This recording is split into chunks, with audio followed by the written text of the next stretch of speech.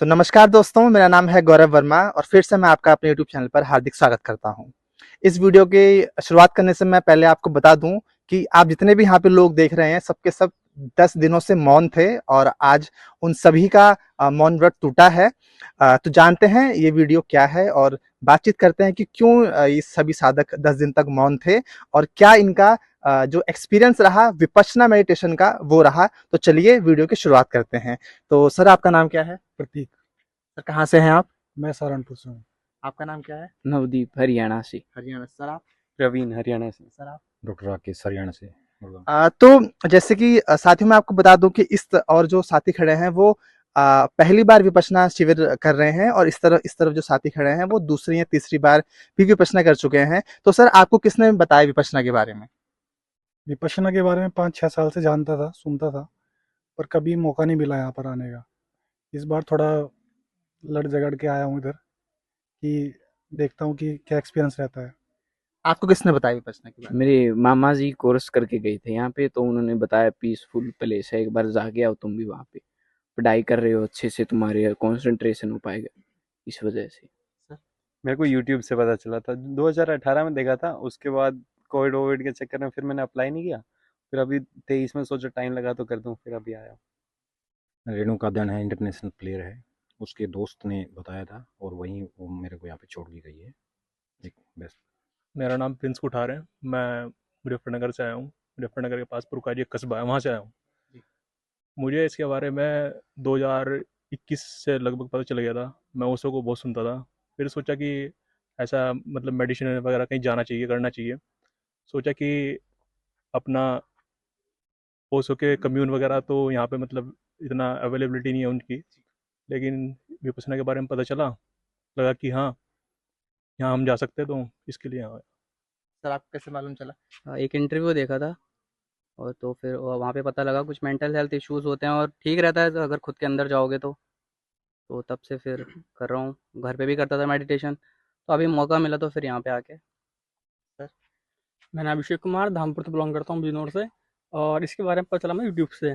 Mind की concentration बढ़ाने के लिए मैं सर्च करता हूँ यूट्यूब पे इस तरह की चीज़ें, तो वहाँ से पता चला था मुझे मेडिसिन के बारे में, फिर पता चला विपश्यना के बारे में, और फिर तब से मैं यहाँ पे आया। तो कंसंट्रेशन बढ़ा? जी। तो इस तरफ फिर जो कुछ सीनियर लोग हैं जो कर चुके हैं विपश्यना के, इनसे बात करते हैं। सर, आपका कौन सा शिविर था ये? ये मेरा दूसरा शिविर है। मेरा नाम अंकुश है। कहाँ से हैं सर आप? मैं दिल्ली से हूँ।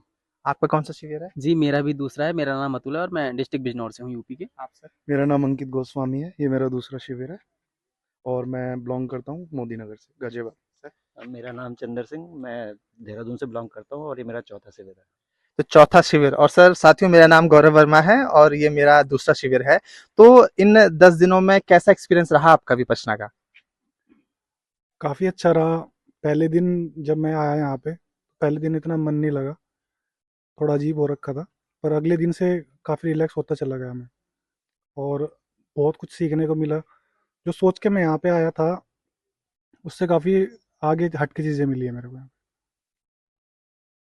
वैसे रहने में थोड़ी शुरू-शुरू में तकलीफ हुई थी, बैठने में, ध्यान लगाने में, विचारों में चले जाते थे। तो इस वजह से शुरू-शुरू में बहुत तकलीफ हुई, फिर 4-5 दिन के बाद सब नॉर्मल हो गया और बैठने पाँव में भी दर्द वगैरह नहीं होता था। तो 5-5 मिनट का रेस्ट मिलता था बीच-बीच में, तो इससे थोड़ा फ्लेक्सिबल फेस से टहलना, पानी वगैरह पीना, तो उसमें रिलैक्स हो जाता था। आपका कैसा एक्सपीरियंस रहा? स्टार्टिंग के 2 दिन तो मुझे लगा था क्या ही है यार, सांस लो सांस लो। तीसरे दिन से मुझे फील हुआ, हाँ कुछ सेंसेशन सी फील हुई। फिर धीरे धीरे पता चला क्या क्या होता है। फिर अच्छा लगने लगा और फिर धीरे धीरे हमारा जो कॉन्फिडेंस है वो भी बढ़ता है कि हाँ चलो कुछ हो रहा है, कुछ मिल रहा है। तो सही रहा फिर धीरे धीरे। सर, आपका? रिलेटिव छोड़ के गए थे, स्टार्टिंग में तो ऐसा लगा कि कहाँ छोड़ गए, भागे यहाँ से, फ़ोन वोन भाड़ में जाए, बाद में मिल जाएंगे। लेकिन इन 2-3 दिन बाद कंट्रोल किया कि नहीं, किसी उम्मीद के साथ छोड़ के गया है, यहाँ कुछ करना है, कोई नई ज़िंदगी को जीना है। लेकिन अब अच्छा लग रहा है, बहुत अच्छा लग रहा है, एक नया जीवन है। ये भी पता नहीं था कि शरीर में ऐसे वेव्स आते भी हैं या नहीं, अब पता लगा कि आते हैं, कंसंट्रेशन हो सकता है। जी, आपका कैसा एक्सपीरियंस रहा? एक्सपीरियंस बढ़िया था। शुरू-शुरू में तो लगा कि वापस चला जाऊँ, पर घर से थोड़ा-सा लड़ के आया था। वही घर वालों ने पहले ही मना किया था, फिर लगा कि वो फिर ताने मारेंगे कि हमने पहले ही बोला था तुझे, तू मत जा, ठीक है। तो फिर सोचा कि नहीं, मुझे वापस नहीं जाना, कुछ भी करना है लेकिन रुकना है 10 दिन तो, ये पहले सोच लिया। दूसरे दिन लगा कि नहीं, जाऊँ आचार्य जी से कह दूँ कि मुझे छुट्टी दे दो और मैं वापस जाना चाहता हूँ। पैर में बहुत दर्द था, पैर बहुत दुखा मेरा, लेकिन फिर भी मैं डटा रहा और खैर ये पूरा हो गया। बड़ी खुशी हुई। आपको कैसा एक्सपीरियंस रहा? मेडिटेशन तो मैं पहले से करता था घर पे। फिर ये भी एक्सपीरियंस लेना था कि यहाँ पे कैसे करना है। तो जब ये आया, मैं 9:30 बजे आया रात के। जो बाहर एक सर थे, उन्होंने बोला कि 9:30 बजे आया तू तो नहीं रुकेगा यहाँ पे एक भी दिन। मैं कहा अब तो रुकूंगा मैं अभी तो मतलब अभी तो रुकना ही है। तो बस बाकी फिर यही था, चैलेंज था वो, और ठीक था यहाँ पे काफ़ी सही मतलब। आपको कैसा एक्सपीरियंस रहा? एक्सपीरियंस बहुत अच्छा रहा और मुझे काफ़ी एक्साइटमेंट था यहाँ आने का, क्योंकि मैंने इसके बारे में, रूल्स के बारे में पहले पढ़ रखा था। तो तरह फॉलो हो पाएंगे नहीं हो पाएंगे, लेकिन हो गए। तो हमारे साथ एक नए साधक जुड़ चुके हैं। सर, आपका नाम क्या है? नमस्कार, मेरा नाम हिमांचल और मेरा ये तीसरा शिविर था। बहुत ही अच्छा एक्सपीरियंस है।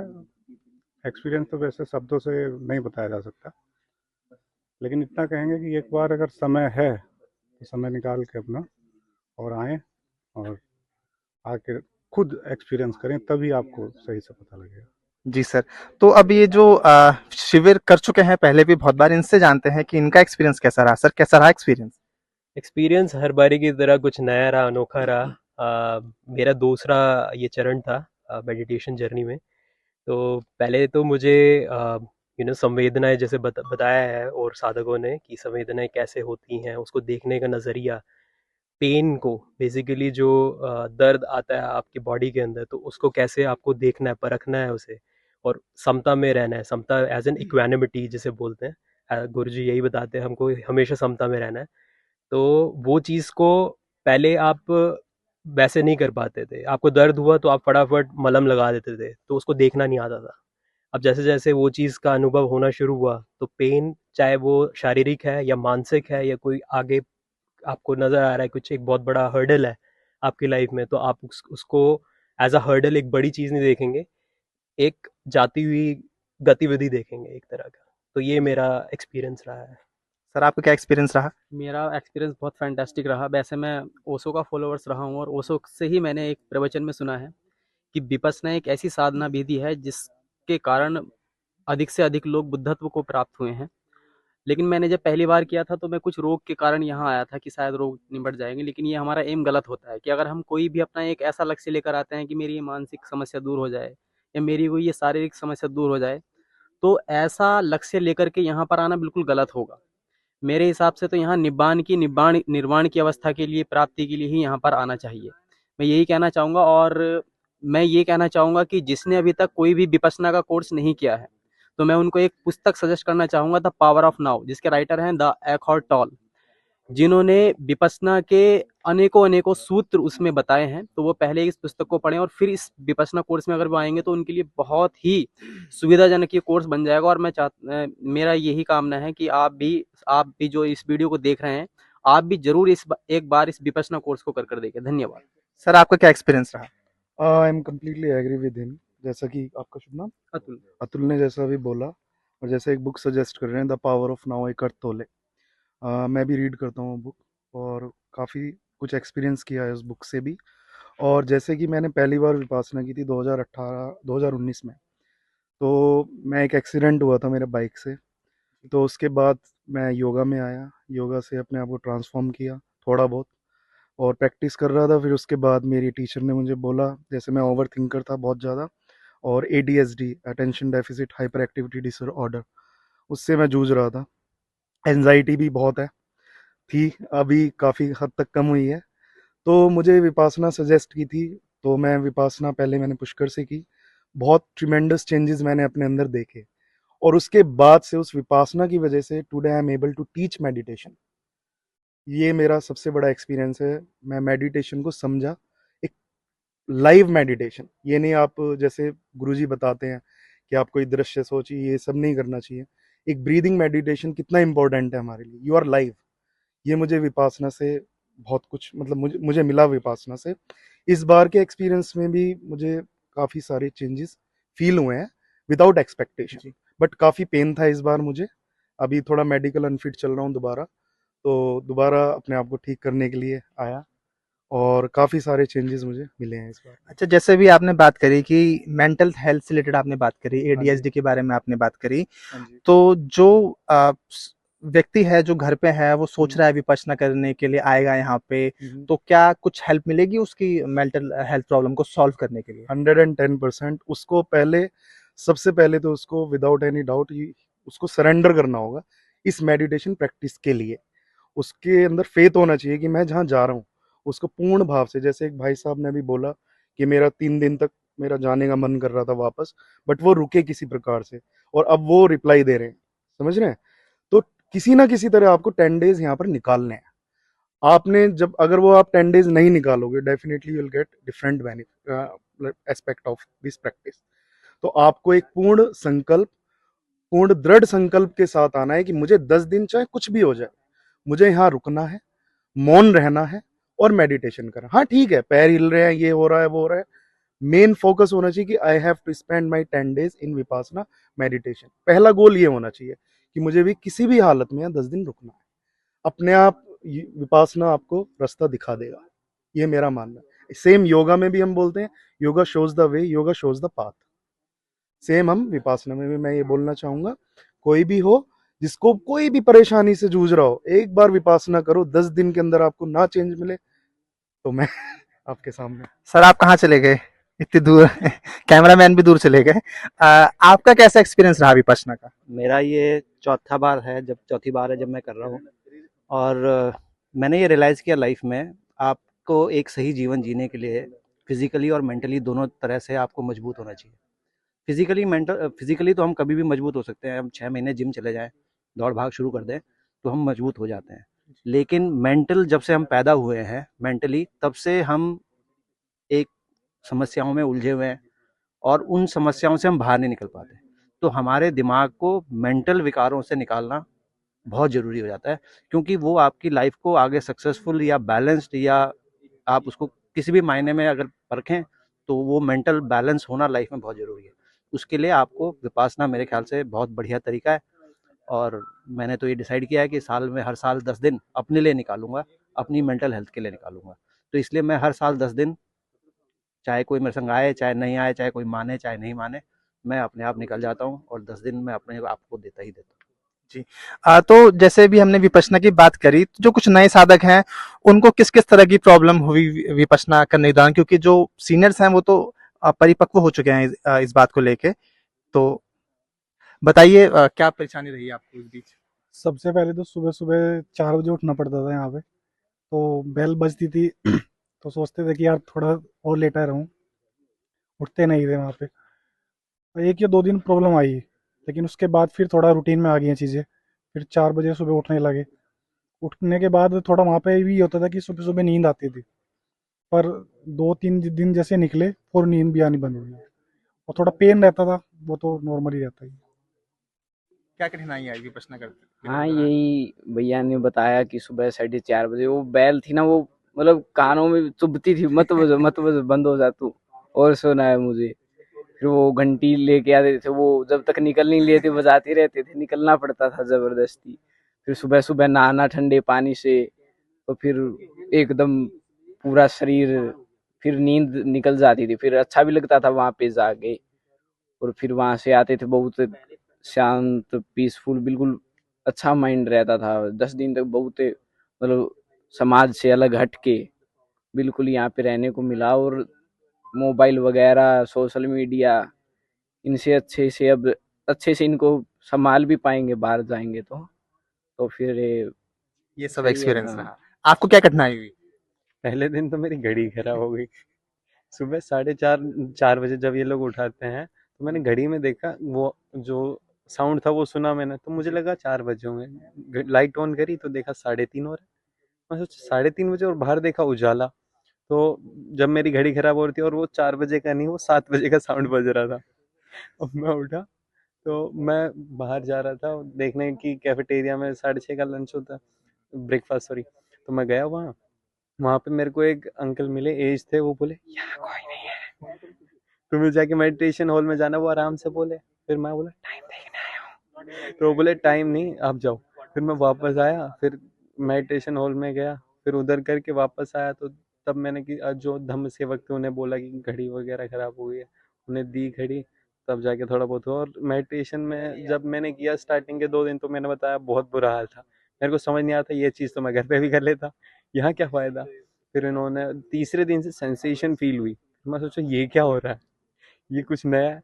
फिर धीरे धीरे फोकस करा। फिर 4th दिन जब उन्होंने बताया कि ऊपर से नीचे तक बिल्कुल अलग सी एनर्जी फील होती है, वो मेरा सबसे अलग एक्सपीरियंस था। हर कोई बता रहा था हाँ सेंसेशन कीड़े से चल रहे थे, ये हो रहा था, वो हो रहा था, मेरे गोल्डन कवरिंग हो रही थी। जब मैंने सर को बताया, एक भाई था हमारे साथ, वो हंसने लग गया। मैं बोला पूरी गोल्डन कवरिंग हो रही थी पूरे नीचे तक। बस एक ही बार हुई वो, उसके बाद धीरे धीरे थोड़ी थोड़ी सेंसेशन हुई, बस वही सब हुआ। तो ये सब हुआ था। सर क्या परेशानी हुई इन 10 दौरान में कुछ? पहले तो जब मैं आया था मेरे हाथ में थोड़ी चोट लगी हुई थी, तो थोड़ा उसकी वजह से दिक्कत हुई। पर ये था कि या तो आप कैंसिल कर दो, ठीक है, मत जाओ, आपकी सीट किसी और को मिल जाएगी। लेकिन इस बार आना ज़रूर था, इसलिए कैंसिल किया नहीं और हाथ की चोट लिए जो कि तो आ गया। फिर उसके बाद जब सुबह घंटा बजता था, वो एकदम यहाँ पे लगता था एकदम, और मैं बिस्तर से तुरंत खड़ा हो गया एकदम पहले दिन। फिर आराम आराम से उसकी आदत पड़ गई और फिर वो नॉर्मल हो गया मेरे लिए। बस यही है। और पैर पैर के दर्द तो ये सब फिर बाद में अपने आप मैनेज हो गया, शुरू शुरू में यही दिक्कत थी और तो कुछ नहीं है। तो 10 दिनों के बाद मोबाइल मिला है तो क्यों ना मैसेज ही कर लिया जाए। क्या परेशानी रही इन 10 दिनों में? परेशानी कुछ नहीं रही, बस वहाँ पर जब मेडिसिन करते थे तो 1 घंटे बाद टाइम अंतर होता था बैठने में, बस और कोई दिक्कत नहीं बीच थी। बीच में पीछे मुड़ के टाइम देखते थे कि घड़ी में कितना बज रहा है। हाँ, कभी-कभी कभी-कभी। तो अब हम इस वीडियो के अंत में हैं और मैं आप सभी लोगों से ये रिक्वेस्ट करूंगा कि जो नए लोग जो इस वीडियो को देख रहे हैं या जो विपश्यना ज्वाइन करना चाहते हैं, उन लोग को आप शॉर्ट में क्या संदेश देना चाहते हैं? मैं यही बोलना चाहूँगा, trust the process. As universe आपके लिए कुछ ना कुछ अच्छा दे रही है। अगर आपने ये चीज़ के लिए अपना अनुष्ठान किया है कि आप आएंगे यहाँ पे, तो ज़रूर आइए मेरे तरफ से। That's it. एक ही वर्ड में बोलूँगा, सरेंडर। एक बार इस प्रैक्टिस को आओ, सरेंडर करो विदाउट एनी डाउट, और ये प्रैक्टिस करो और वापस जाओ, you will see the benefits. मैं यही बोलूँगा कि जस्ट एक्सप्लोर, एक बार करके देखो, ना तो ही क्या पता हाँ हो जाए। मैं भी ये बोलूँगा कि एक बार करके देखें, एक अलग एक्सपीरियंस है ये। बिल्कुल सेम यही चीज़ें हैं जो उन्होंने कही कि आप एक बार ज़रूर आइए और करके देखिए। सर आप लोग क्या कहेंगे? जैसे सभी ने बोला है कि एक बार आना चाहिए, एक एक्सपीरियंस करना चाहिए, तो एक बार तो आके देखो यार, बहुत कुछ मिलेगा इधर। अभी हमारे एक भाई साहब ने बोला कि सरेंडर, तो सरेंडर वर्ड मुझे बहुत अच्छा लगा कि एक समर्पण भाव जब तुम्हारे अंदर आ जाता है तो आपको फिर कोई प्रश्न करने की आवश्यकता नहीं पड़ती है। मैं भी यही कहना चाहूँगा कि समर्पण भाव से यहाँ पर आए। Thank you. जो भी गुरुजी बोले उसका बिना झिझक के जो बोल रहे हैं बस वही फॉलो करो, और तुम्हें पता चलेगा एक नई फीलिंग जो तुमने आज तक नहीं ली, वो तुम्हें पता चलेगी ऐसी भी कोई फीलिंग्स होती हैं। मैं बस यही बोलना चाहूँगा कि आप बाहर की लाइफ को अच्छे से जीना चाहते हो तो पहले अंदर के दिमाग को समझना होगा, तुम्हें किस चीज़ के तुम क्या रिएक्ट कर रहे हो, वो समझने लग जाओगे। एक बार आना ज़रूर यहाँ पे। मैं आपको कहना चाहूँगा कि कुछ चीज़ें ऐसी होती है जो आप शब्दों से नहीं बता सकते, आप अपना एक्सपीरियंस। तो अगर आपको चीज़ें अनुभव करनी है, वो आपको आके ही पता चलेगा। मैं आपको शब्दों से बता दूं कि हाँ ऐसा होगा वैसा होगा, तो आप इस चीज़ को फील नहीं कर पाएंगे। और विपස්සना वही चीज़ है, आपको आना पड़ेगा इस चीज़ को फील। अगर आप चाहते हैं कि वो फीलिंग मुझे मिले, तो आपको यहाँ आना चाहिए और उसे फील करना चाहिए। हाँ, ये है कि पता तो सबको है ना कि गलत थॉट्स आते हैं और वो नहीं लेने चाहिए। ये पहले मुझे भी पता था, पर ये है ना कि वो एक ट्रिक जो है ना, जो वो बता रहे होते हैं कि आया तो उसको फिर कंट्रोल कैसे करना है, वो पता तो सबको है पर वो कर नहीं पाते ना, हम वो प्रेजेंट में नहीं रह पाते, तो वो ज़रूरी है। फिर मैं तो आ गया हूँ, बाकी हमारा है भाई। आना अपना तो आओ। अपना देख लो, है ना। तो साथियों आज हमने विपश्यना के बारे में बात करी, विपश्यना के जो साधकों से उनसे बात करी। तो आप लोग भी एक बार आइए, विपश्यना को जानिए, समझिए और घर में प्रैक्टिस कीजिए। एट लास्ट सिर्फ यही कहना चाहूंगा कि सबका मंगल हो, सबका मंगल हो, सबका मंगल हो। बहुत बहुत धन्यवाद। नमस्कार।